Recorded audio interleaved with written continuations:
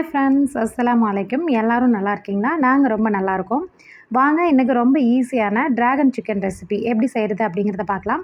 இது ரொம்ப ஈஸியான ரெசிபி. சிக்கனும் கொஞ்சம் வெஜிடபிள்ஸும் plus soya sauce, tomato sauce அந்த மாதிரி கொஞ்சம் தேவைப்படும். அவ்வளோதான்.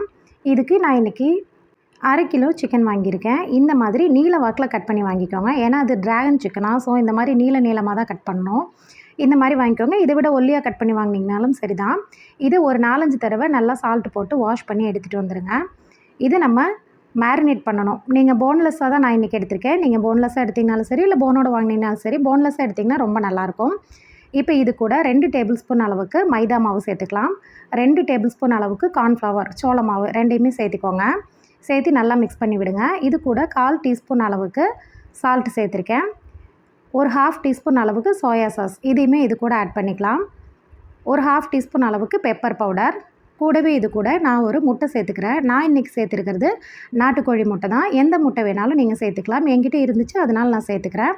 அதையும் சேர்த்து ஹேண்ட்லேயோ இல்லை நீங்கள் ஒரு ஸ்பூன் வச்சோ நல்லா இதை மிக்ஸ் பண்ணி விடுங்க.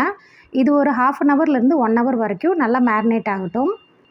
1 ஹவருக்குள்ளே நல்லா அது ஊறி வந்துடும். இது 1 ஹவர் ஒரு ஓரமாக இருக்கட்டும். இதுக்கு தேவையான ஆனியன்னா ஒரு 3 வெங்காயம் ஸ்லைஸாக இந்த மாதிரி நீல வாக்கில் கட் பண்ணியிருக்கேன். கொஞ்சம் போல் பூண்டு, கேப்சிகம் நான் 2 கலரில் எடுத்திருக்கேன். அதையுமே இந்த மாதிரி நீல வாக்கில் கட் பண்ணிக்கோங்க. ஒரு 4 வரமிளகாய், கொஞ்சமாக கேஷ்யூ, முந்திரி பருப்பு, கொஞ்சமாக வெள்ளை எள்ளு எல்லாத்தையுமே எடுத்து வச்சுக்கோங்க. இப்போ நம்ம ஊறி வந்த சிக்கனை இந்த மாதிரி நம்ம ஃப்ரை பண்ணி எடுத்துக்குவோம். ரொம்ப கிறிஸ்பியாக ஃப்ரை பண்ணணும் அப்படிங்கிறது இல்லை, சாஃப்டாகவே ஃப்ரை பண்ணி எடுத்துக்கோங்க.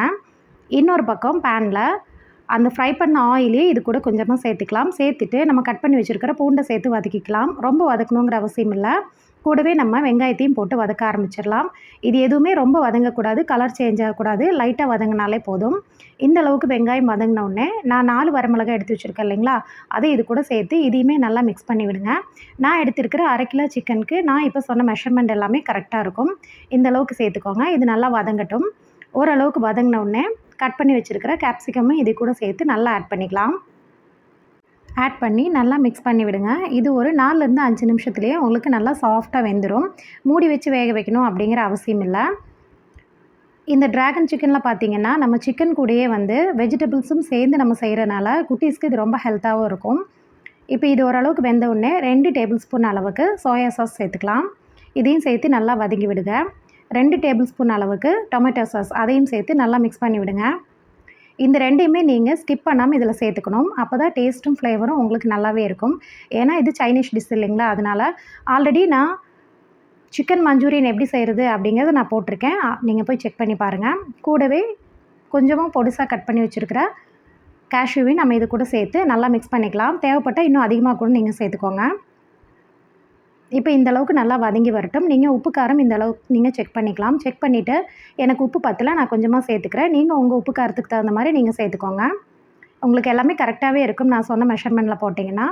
இப்போ ஒரு நல்லா சாஃப்டாக அந்த ஆனியன் எல்லாமே அந்த மசாலா கூட நல்லா சாஃப்டாக மிக்ஸ் ஆகி வந்துடும். இந்த டயத்தில் ஒரு டம்ளர் அளவுக்கு தண்ணி சேர்த்துக்கோங்க. தண்ணி சேர்த்து அது லைட்டாக நல்லா கொதி வரும்போது நம்ம வெள்ளை எள்ளு எடுத்து வச்சுருக்கோம் இல்லைங்களா, அது கொஞ்சமாக லைட்டாக தூவி விட்டுக்கோங்க. மேலே தூவி விட்டு அதையுமே நல்லா மிக்ஸ் பண்ணி விடுங்க. இந்த டயத்தில் நம்ம ஃப்ரை பண்ணி வச்சுருக்கிற சிக்கன் எல்லாம் இது கூட சேர்த்து ஒரு 4லேருந்து 5 நிமிஷத்துக்கு நல்லா பிரட்டி விட்டிங்கன்னா அந்த சிக்கன் நல்லா சாஃப்டாகி உங்களுக்கு நல்லா வெந்து உங்களுக்கு ரெசிபி ரெடி ஆயிடும். நீங்கள் ஸ்டவ் ஆஃப் பண்ணி சர்வ் பண்ணிக்கலாம். இது ரொம்ப சூப்பராக இருக்கும். ரொம்ப ஈஸியாகவும் செஞ்சிடலாம். ரொம்ப ஹெல்த்தியான ரெசிபியும் கூட. குழந்தைங்களுக்கும் ரொம்ப பிடிக்கும்.